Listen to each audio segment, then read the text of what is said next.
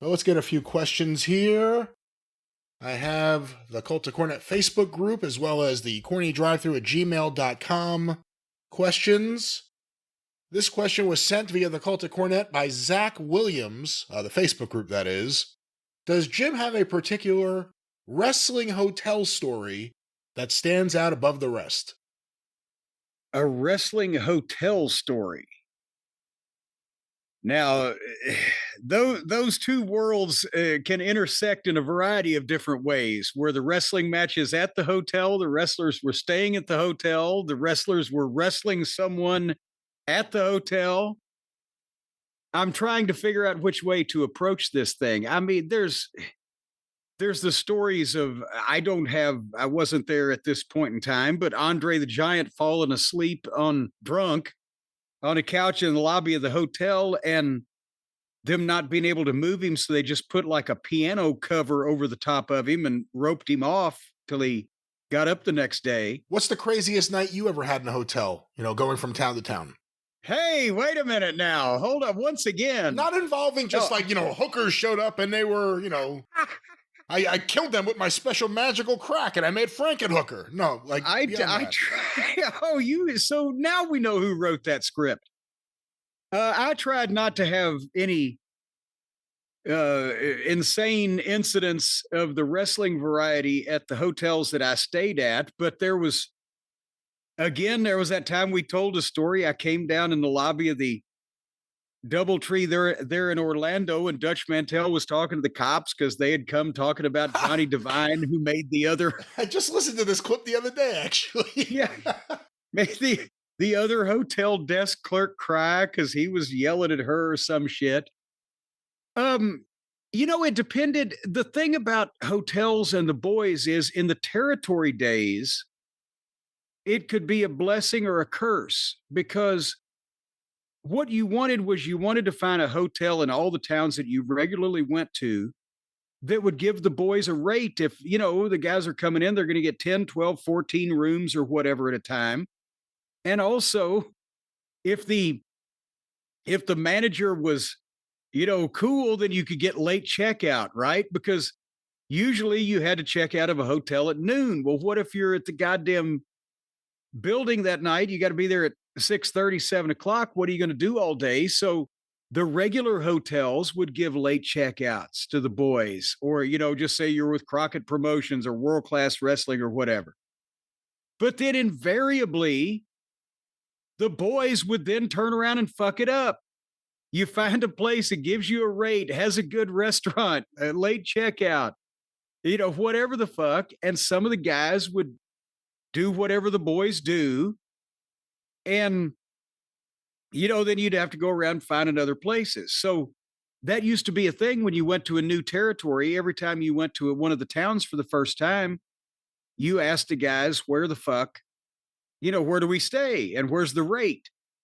But sometimes that bites you in the ass. I've told the story about the time that me and the Midnight and Dick Murdoch ended up in that the airliner motel at the other Chicago airport, Midway, 40 years ago, when it wasn't as nice as that area as it is today. But there was another time when we first went to work for Crockett in 85, and we were booked in Charleston, West Virginia on the Atlanta tours, right? They'd go to Charleston and the Michigan towns, Saginaw, Lansing, Ohio, whatever. So guess who we asked? Where do we stay in Charleston, West Virginia? Black Bart. That was our first mistake. He said, you got to stay at Smiley's Motel. They've got a buffet and everything. Smiley's Motel. But I'm like, well, it's Charleston, West Virginia. But goddamn, so we get him in the rental car and he's, oh yeah, you get off this exit. He takes us out of downtown Charleston. And it's right on the side of the river there. And I could remember Smiley's Motel and the sign said buffet on the other side. And this fucking joint, I don't think there was but one working light bulb in my room.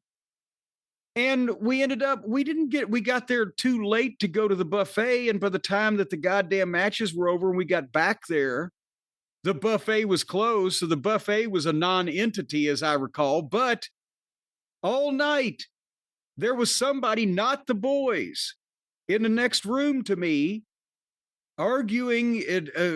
I mean, guys, not men and women, domestic things, but there were guys, they were there arguing or yelling, or every once in a while something would crash into the fucking wall and the picture over the head of my bed would shake.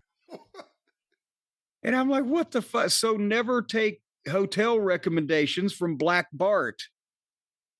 But that's a lot of times the guys, wanted to go wherever the cheapest rate they could get was. But I tried to have some mix of rate and or, quality stay. We didn't need the Waldorf, but I didn't want people coming through my fucking wall in the middle of the night. You referenced it. I don't know if you've ever told on the air the airliner motel story.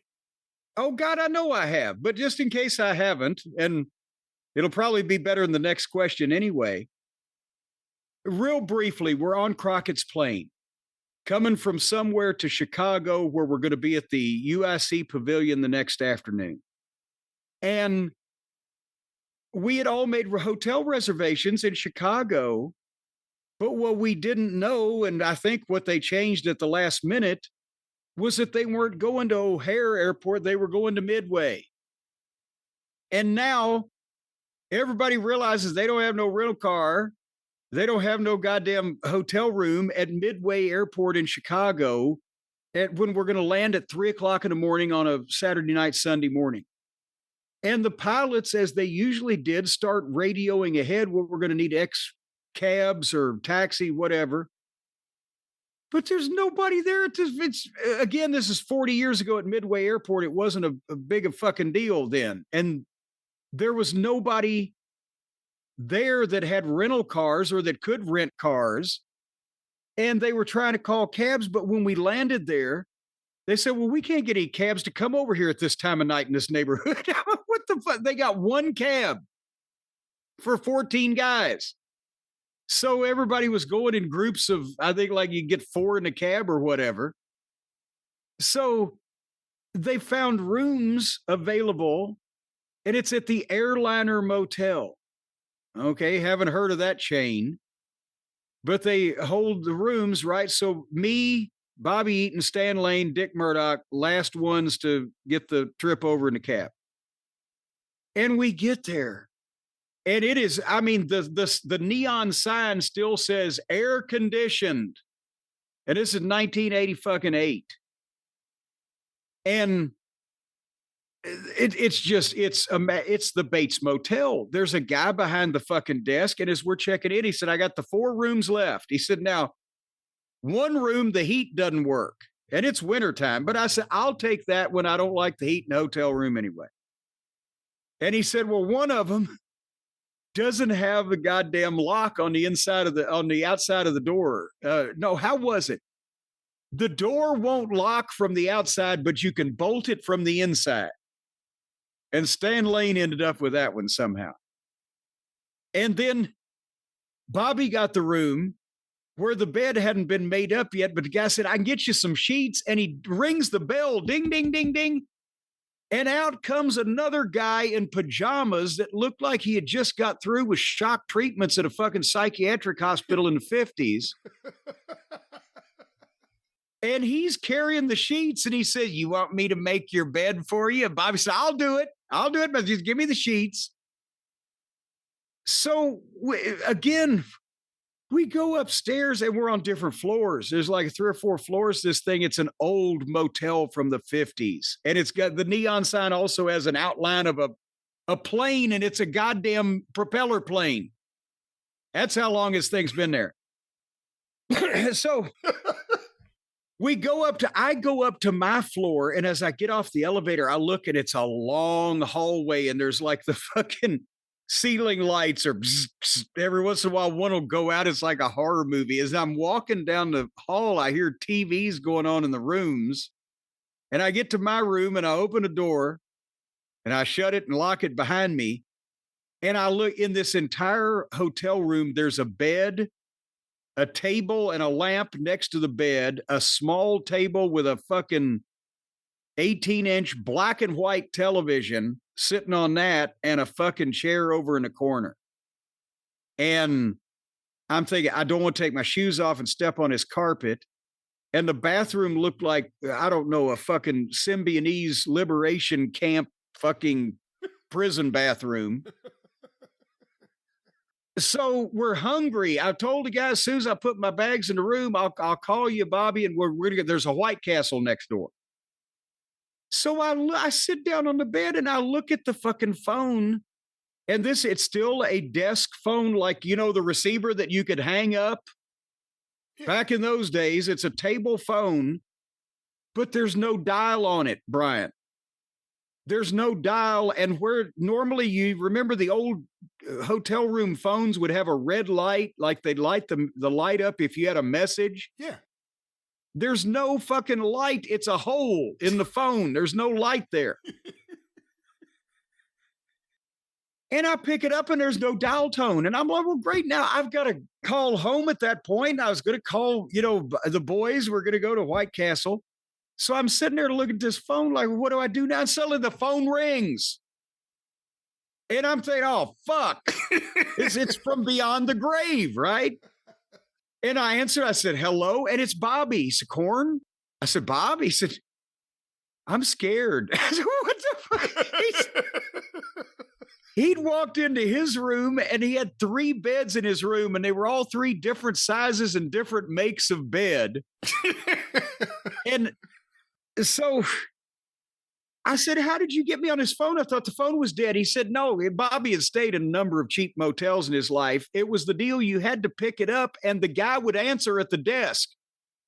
And you say, can you get me this number? And he'd plug you like Sarah at the fucking phone company. And I said, I'll meet y'all over there at the White Castle in 15 minutes. I'll use the pay phone over there. I've got a calling card. I can call home and I'll be down shortly. So then I turned the television on. That's when I realized it was a black and white TV, but then I hear screaming from the room next door. And I'm thinking, what the fuck? And that sounds like a different kind of screaming. I flipped around.